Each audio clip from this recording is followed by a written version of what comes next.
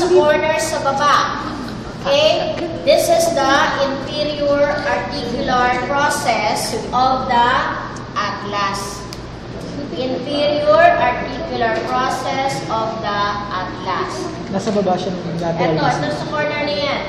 Yung pinakadulo.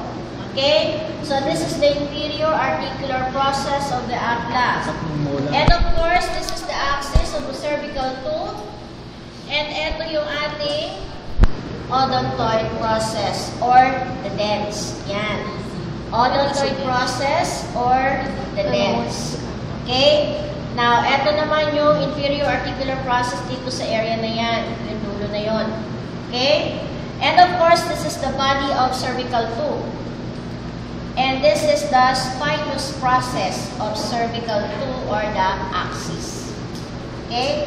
So, the body, the spinous process of cervical tooth or axis, and of course, this is the inferior articular process of atlas, and the lateral mass of atlas. Okay? Now, this is your occipital base. Ito yung occipital base, itong area na yan. That is the occipital base. Okay? And this is the occlusal surface. Okay? So, occipital base yan. And this is the occlusal surface. Okay? Understood na? Maliwanag, ha? Okay. Next.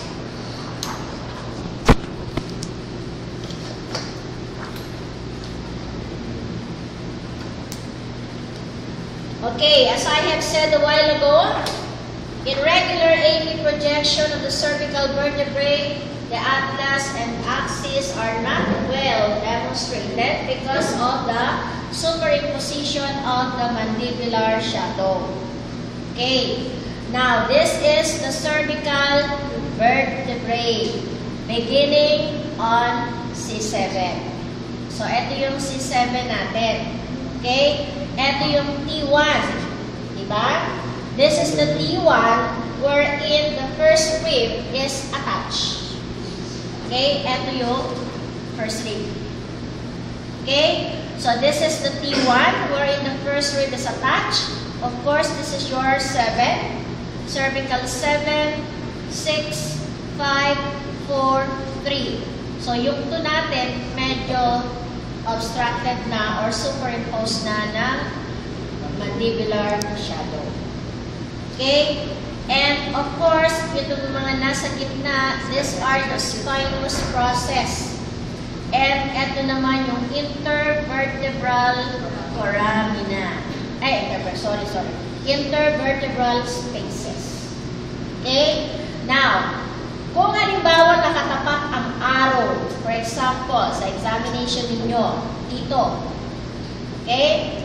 So, dapat ang sagot ninyo dyan, intervertebral spaces between anong vertebra to? Ha? Anong vertebra yan? So, 6 and 5 or 5 and 6. Okay? Hindi nyo pwede sabihin na intervertebral foramina of C5 or cervical 5. It should be intervertebral foramina of the 2 vertebral bodies. Now, you have to include what part of the vertebrae are we talking about. Ha? Kasi meron sa inyo, hindi alam na yung pala ang lumbar. Hindi alam na yung pala ang thoracic. Okay? Basta nakapaglagay lang intervertebral foramina ng ano? Ng ano? Meron mga intervertebral foramina ang cervical, ang thoracic, at ang lumbar. So you have to identify what particular vertebrae are we talking about. Claro? Okay. Next is lateral. So this is the lateral projection of the cervical vertebrae, AP projection of the cervical vertebrae. Okay. Again, kailangan identify ninyo kung ano-ano yung vertebral body na yan. So So, ito yung cervical 1, which includes the posterior arc. Posterior arc of atlas. So, this is posterior arc. Cervical 2, 3, 4, 5, 6, and 7. So, kompleto yan, ha? Now, sometimes kasi, pag medyo mataas yung shoulder ng patient natin, hindi minsan nabivisualize ang C6 at saka C7 because of the superimposition of the shoulder. So, we have to depress the shoulder para ma-demonstrate natin ang lower cervical vertebrae. Okay. Now, since in this position, kita naman from cervical 1 to 7, of course, this is a good radiograph. Kasi kita mo lahat. Although we cannot consider that this is a perfect radiograph. Why? Because yung mandibular shadow are near the vertebral column. Masyado madikit. Now remember, pagkakakuha ka ng cervical, you have to extend the neck.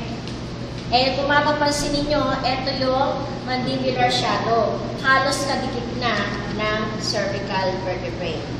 So for any projection of the cervical vertebrae, you have to extend the neck para ma-avoid natin yung superimposition ng mandibular shadow ng mandible with the vertebral column.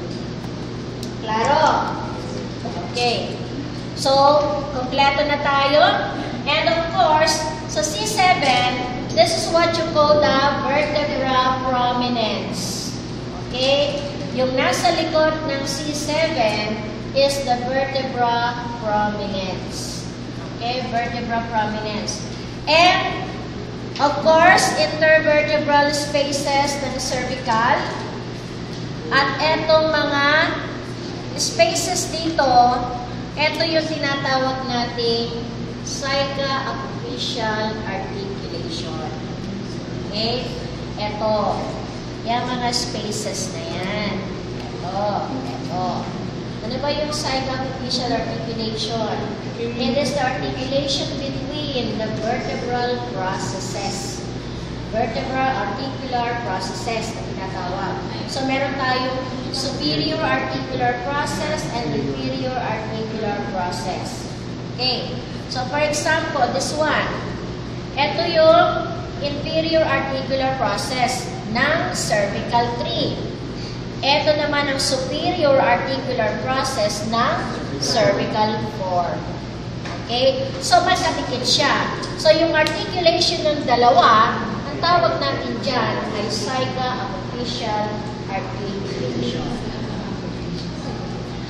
Psycho-apophyseal articulation. Okay? Klaro po? Okay. Now,